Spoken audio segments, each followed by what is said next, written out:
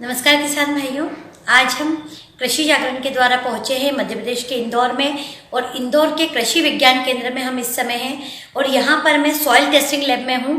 और यहाँ से मैं आपको बताने जा रही हूँ कि आपकी जो मृदा है उस खेत की मृदा का परीक्षण किस तरह से होता है और आपको मृदा के नमूनों के सैंपल किस तरह इकट्ठे करने चाहिए।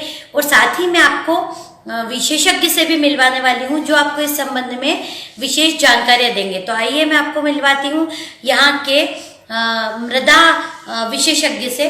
जी सर, सबसे पहले आपका नाम बताएं। मेरा नाम नितिन पचलानिया है और यहाँ कृषि विज्ञान केंद्र कस्तूरबा ग्राम में कार्यरत है। और यहाँ के जो मिट्टी के जो सैंपल आते हैं किसानों के, उनके यहाँ पे जांच करता हूँ और कृषकों के यहाँ प्रदर्शन बाकी अन्य चीजें भी करते हैं।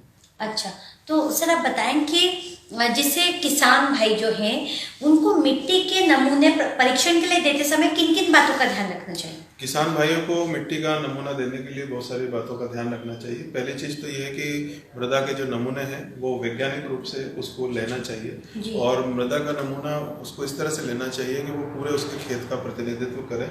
और उसके लिए उन्हें ध्यान रखना चाहिए कि जो मृदा नमूना लेना है वो एक जिग-जैग पद्धति से ले, मतलब 1 एकड़ का अगर खेत है तो 5-6 जगह से वो मृदा के नमूने इकट्ठे करे। और उसमें इस चीज़ का ध्यान रखे कि जो मृदा नमूने ले वो तो पेड़ के छाया के नीचे से ना ले, मेड़ के किनारे ना ले, गीली जगह से ना ले। इसके अलावा वहाँ पे खाद नहीं डला हो, गोबर का खाद हो या रासायनिक खाद, किसी तरह का खाद ना हो, मिट्टी गीली ना हो, इस चीज़ का थोड़ा सा उसको ध्यान रखना चाहिए।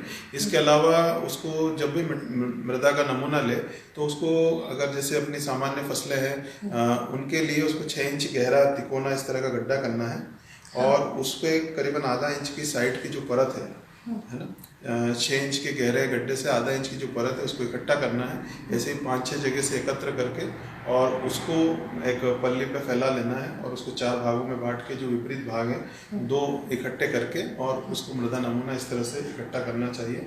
और उस पर सारी जानकारी, अपना नाम, खसरा नंबर, आधार नंबर, ये सभी जानकारी जो है उसमें दर्ज कर लेना चाहिए और मिट्टी का नमूना अपने को मृदा परीक्षण के लिए लैब में लाना चाहिए। तो किसान भाई आप देख सकते हैं कि यहाँ पे मृदा परीक्षण के लिए कुछ मृदा के नमूने के सैंपल्स भी रखे हुए हैं कि किस तरह किसान भाई जो है अपने खेत में से मृदा निकाल के, मिट्टी निकाल के सैंपल्स के लिए दे सकते हैं। आप देख सकते हैं हमारे वीडियो में। साथ ही आपको सर ये जानकारी देंगे कि सर ये बताएं कि जैसे किसान भाई जो है उन्होंने आपने जैसे विधि बताई उस तरीके से उन्होंने मृदा के सैंपल्स लाके कृषि विज्ञान केंद्र में वो जमा कर देते हैं। उसके बाद आपकी क्या प्रोसीजर होती है, आप किस तरह से मृदा का परीक्षण करते हैं, कैसे जांचते हैं कि मृदा को कितने उर्वरक की जरूरत है, कितने पोषक तत्वों की जरूरत है, तो आपकी क्या प्रोसीजर होती है। जैसे हमारे पास मृदा नमूना आता है तो मृदा नमूने के बाद सबसे हम वो जो मिट्टी है उसको प्रोसेस करते हैं। गीली मिट्टी है तो उसको सुखाया जाता है ये ओवन में, और ओवन में गीली मिट्टी को सुखाया जाता है। और उसके बाद फिर हम जो है आपका ये हमारा यहाँ पे मिट्टी का प्रोसेस करते हैं। मिट्टी को कूट के और उसकी जो मिट्टी को कूट के और वहाँ पर छलनी से छान लेते हैं और उसको बारीक जो है इस तरह से तैयार कर लेते हैं।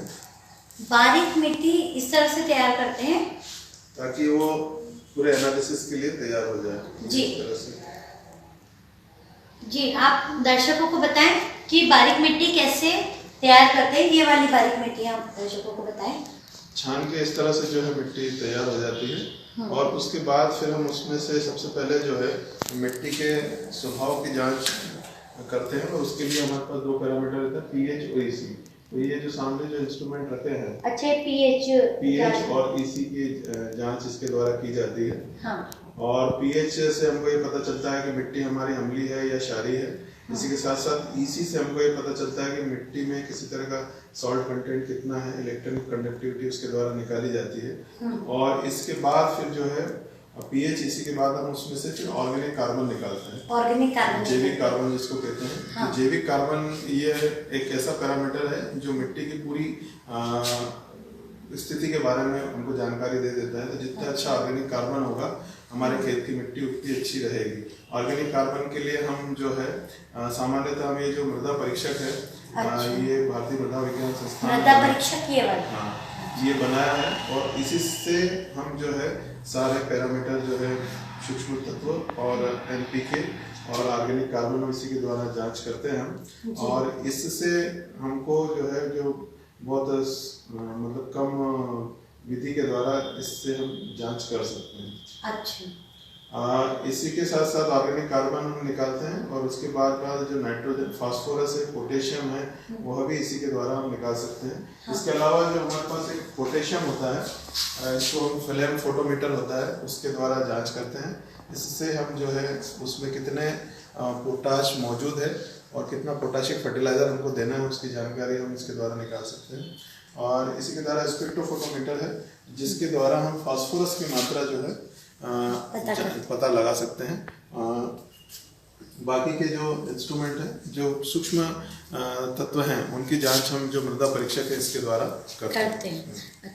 जी, आप हमारे किसान भाइयों को ये जानकारी दें कि मृदा परीक्षण आपने किया उसके बाद आपने मृदा परीक्षण का जो कार्ड है मतलब मृदा स्वास्थ्य कार्ड उनको आप दे देते हैं, तो मृदा स्वास्थ्य कार्ड को वो समझे कैसे कि इसमें कौन से उर्वरक की मात्रा कम है ज़्यादा है। ये स्वास्थ्य कार्ड को भी समझना किसानों को लगता है, वो कई बार बस स्वास्थ्य कार्ड ले जाके अपने घर रख देते हैं, उसको पढ़ते भी नहीं देखते भी नहीं कि उसमें आपने क्या जरूरी जानकारी दी है या क्या सजेशन दिए। तो वो आप थोड़ा सा मृदा स्वास्थ्य कार्ड के बारे में बताइए कि उसको कैसे समझे किसान। मृदा स्वास्थ्य कार्ड को समझने के लिए बहुत आसान सा तरीका है कि उसमें जो है अगर आप देखेंगे कि उसमें एक पीएच लिखा रहता है। पीएच अगर आपका उसमें देखेंगे अगर वो सामान्य है तो आपको कुछ करने की जरूरत नहीं, अगर एसिडिक है तो उसमें फिर उसके निराकरण के उपाय लिखे रहेंगे। तो वो हम कर सकते हैं। अगर आप चाहें तो मैं कार्ड के द्वारा आपको एक समझा सकता हूँ। हाँ, ये कार्ड आप हमारे किसान भाइयों को बताएं। ये एक खाली कार्ड है। हाँ। तो इसमें यहाँ पे जो है आपका पीएच लिखा रहेगा। हाँ। अगर सामान्य है तो आपको कुछ करने की जरूरत नहीं, और अगर अम्लीय है तो इसके जो उपाय है यहाँ पे पीछे की साइड आपके लिखे रहेंगे। अम्लीय या क्षारीय है, इस स्थिति में यहाँ पे दिए गए जो उपाय है उसको हमको उपयोग में लाना है। इसी तरह से जैविक कार्बन आपका मध्यम है, कम है, ज़्यादा है, जिस तरह की भी स्थिति है अगर कम ज़्यादा है तो उसके लिए निराकरण के उपाय जो पीछे जो है दिए गए हैं। तो यहाँ पे जो है सभी पोषक तत्वों की मात्रा दी जाती है और वो कम है ज़्यादा है उसकी स्थिति के बारे में बताया जाता है। अगर इसमें से कोई सूक्ष्म तत्व अगर कम होते हैं तो यहाँ पे उसके उपाय लिखा रहते हैं। जैसे सल्फर की अगर कमी है तो यहाँ पे लिखे रहेगा कि हमको इतनी मात्रा में आपको सल्फर की मात्रा दी जाना है, जिंक इतनी मात्रा में जिंक सल्फेट की मात्रा हमको दी जाना है। तो ये सब जानकारी यहाँ पे लिखी रहती है।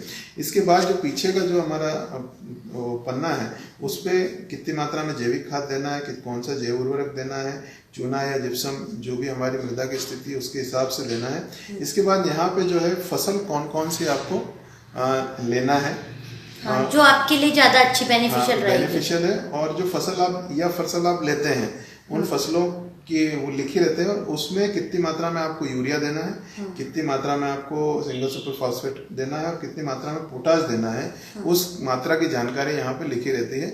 आपको उसी मात्रा के अनुसार अपने को फर्टिलाइजर जो है, उर्वरक जो है अपनी फसल को देना है। बाकी और कुछ ज़्यादा करने की आवश्यकता नहीं रहती है। तो अगर इस कार्ड में लिखी हुई मात्रा के हिसाब से उर्वरक आप देंगे तो एक संतुलित उर्वरक की मात्रा कहलाएगी जी। ठीक है ना। और उसमें 2-3 तरीके दे देते हैं, या तो आप उसको यूरिया सुपर पोटाश के दे सकते हैं, या इसको आप यूरिया डीएपी के द्वारा दे सकते हैं, या आप उसको 12-32-16 एनपीके कॉम्प्लेक्स फर्टिलाइजर और पोटाश इस स्थिति के साथ आप दे सकते हैं। तो आप ये दोनों कॉम्बिनेशन उसमें लिखे रहते हैं। तो इस तरह से कार्ड को हम समझ के और अपने खेती के लिए उपयोग कर सकते हैं जी। तो सर आप हमारे किसान भाइयों को अपनी तरफ से और कोई संदेश देना चाहेंगे? देखिए किसान भाई, मैं आपसे ये कहना चाहता हूँ कि दिन पे दिन हमारी जो लागत है खेती की वो बढ़ती जा रही है, और जो हमारे उर्वरक हैं वो एक काफ़ी महत्वपूर्ण उसमें आय हमारी लागत उसमें लग जाती है। करीबन 25% के करीब लागत उसमें लगती है। और आप देख रहे हैं कि सरकार भी काफ़ी उसमें सब्सिडी देती है। सॉइल हेल्थ कार्ड ही ऐसा तरीका है, सॉइल टेस्टिंग के द्वारा सॉइल हेल्थ कार्ड जो बनता है वही ऐसा तरीका है जिससे हम संतुलित मात्रा में खाद दे सकते हैं और हमारे जो कीमती पैसा है उसको हम बचा सकते हैं जी। तो सर आपने हमारे किसान भाइयों को बहुत ही लाभदायक जानकारी दी, बहुत ज्ञानवर्धक जानकारी दी, उसके लिए आपका बहुत बहुत धन्यवाद। बहुत बहुत धन्यवाद। किसान भाइयों, हम आपके लिए सारी आवश्यक जानकारियाँ, खेती से संबंधित समस्त आवश्यक जानकारियाँ, मृदा परीक्षण से संबंधित जानकारियाँ और विशेषज्ञों की राय लेकर समय समय पर उपस्थित होते रहेंगे। आप कृषि से संबंधित हर जानकारी के लिए देखते रहिए कृषि जागरण।